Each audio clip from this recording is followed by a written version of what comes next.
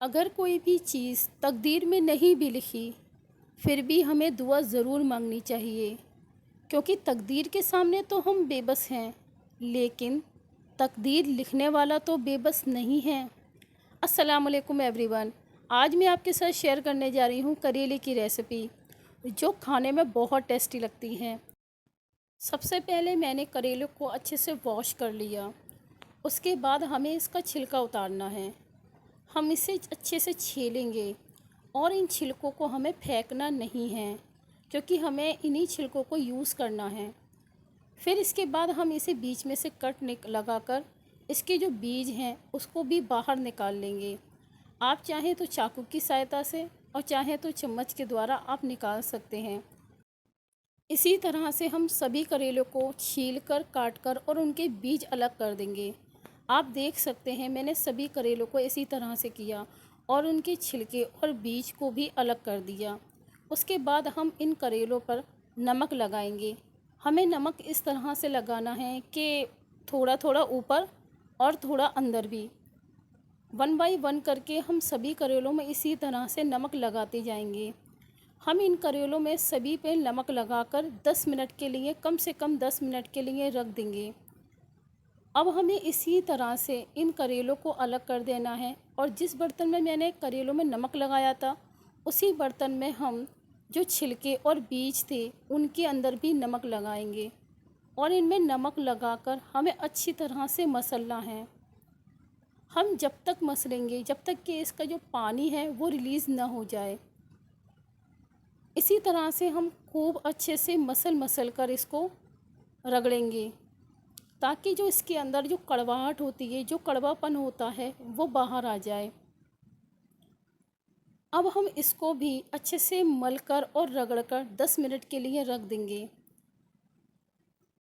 उसके बाद हमें एक बर्तन में पानी गर्म करना है। पानी इतना ज़्यादा गर्म हो जिससे कि हमारे हाथ डिप हो सकें। मैंने इसी तरह से पानी को गर्म किया है। अगर ये ज़्यादा गर्म हो तो आप इसमें ठंडा पानी यूज़ कर सकते हैं। और जो करेले हमने नमक लगा कर रखे थे वो इसी गर्म पानी में हमें धोने हैं। इन्हें अच्छी तरह से मसल के धोइएगा।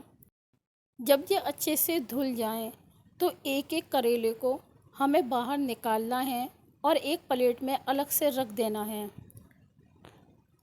हम इन सभी करेलों को खोल कर एक प्लेट में रखते जाएंगे। आप देख सकते हैं मैंने सभी करेलों को प्लेट में रखकर और जो बीज वाले और छिलकों के जो हमने धोए थे उसको हम उसी पानी में अच्छे से मसल कर धोएंगे।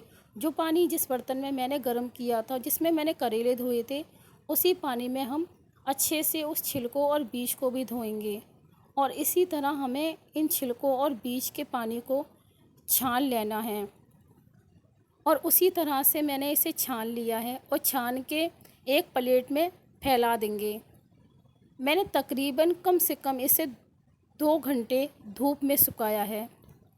आप देख सकते हैं मैंने इसे धूप में सुखाने के बाद अब इन करेलों का हम मसाला तैयार करेंगे। लेकिन मसाला तैयार करने से पहले हमें करेले और ये बीज और छिलके हैं इनको फ्राई करना है। अब हम सभी करेलों को एक एक दो दो करके अच्छे से फ्राई करेंगे। जब ये अच्छे से फ्राई हो जाएं तो इनको अलग रखते जाइए। उसके बाद उसी तेल में हम छिलके और बीज को फ्राई करेंगे। हमें अच्छे से बीज और छिलकों को थोड़े गोल्डन ब्राउन होने तक फ्राई करना है। जब ये अच्छे से गोल्डन ब्राउन हो जाएं तो उसको भी हम उसी प्लेट में निकाल लेंगे।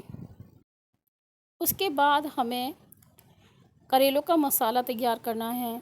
हम सबसे पहले कच्ची कैरी लेंगे। उसे मैंने कम से कम 3 ली हैं, आप चाहें तो कम भी यूज़ कर सकते हैं। फिर इस तरह से मैंने इन्हें कैरी को छीलकर अच्छे से धोकर और मुझे कद्दूकस करना है।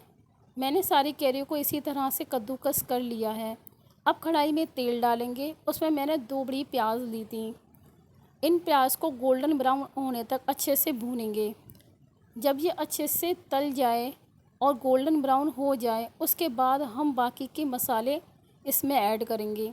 मैंने डाला है हल्दी पाउडर, लाल मिर्च का पाउडर, धनिया पाउडर। उसके बाद थोड़ा पानी यूज़ करेंगे जिससे कि हमारा जो मसाला है वो जले नहीं। मैंने थोड़ा सा पानी डाला है और इसको अच्छे से भून लिया है। उसके बाद जो हमने कैरी काटी थी, जो हमने कद्दूकस की थी, उसको डाला। उसके बाद मैंने थोड़ा सा नमक डाला है। नमक बहुत कम यूज़ करना है क्योंकि ऑलरेडी हम करेले और उसके छिलकों पे नमक यूज़ कर चुके हैं। अगर हम ज़्यादा नमक डालेंगे तो हमारे करेलों में नमक तेज़ हो सकता है।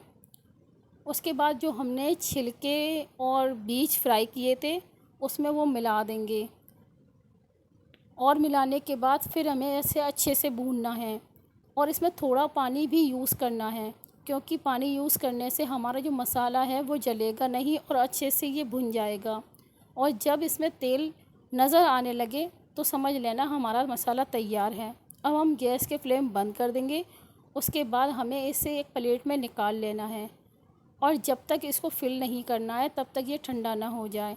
जब ये ठंडा हो जाए तो हमें करेलों में फिल करना है। अब आप देख सकते हैं हमारा मसाला एकदम करेलों में भरने के लिए तैयार है। मैंने इसे रूम टेम्परेचर पर रख दिया था जिससे ये ठंडा हो सके।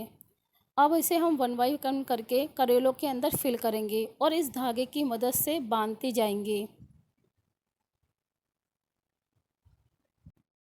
अब हम इसी तरह सभी करेलों को एक एक करके मसाला फिल करके बांध देंगे।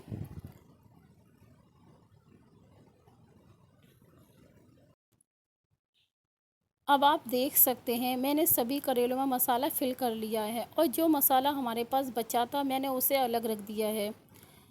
अब हम उसी कढ़ाई में सभी करेलों को 1 बाय 1 करके रखते जाएंगे और जो हमारा मसाला बचा है उसको भी हम इन्हीं करेलों के ऊपर डाल देंगे। उसके बाद हमें इसमें थोड़ा पानी यूज़ करना है। उसके बाद हम इसे ढक देंगे और कम से कम तकरीबन 20 मिनट तक हमें लो फ्लेम पर पकाना है जिससे कि जो करेले हैं वो अच्छे से टेंडर हो जाएं। और आप देख सकते हैं करेले बहुत अच्छे से तैयार हो चुके हैं। आप देख सकते हैं हमारी डिश एकदम तैयार है। अब मैं इसको सर्व करती हूँ। अगर आपको मेरी ये रेसिपी अच्छी लगी है तो प्लीज़ प्लीज़ मेरे चैनल को लाइक सब्सक्राइब और शेयर ज़रूर कीजिएगा। और बाद में ये एक ट्रिक है कि आपको जब भी करेलों का कड़वाहट निकाल रही हैं तो उसे नमक लगाकर 10 मिनट के लिए छोड़ दीजिए और उसे गर्म पानी में ज़रूर धोइए। अगर आप गर्म पानी में धोएंगे तो आपके करेले कभी भी कड़वे नहीं होंगे। आपको मेरी रेसिपी ज़रूर पसंद आई होगी। अगर आप मेरे चैनल पर नए हो तो बिना सब्सक्राइब करे नहीं जाइएगा और मुझे दुआओं में ज़रूर याद रखिएगा। अल्लाह हाफिज़।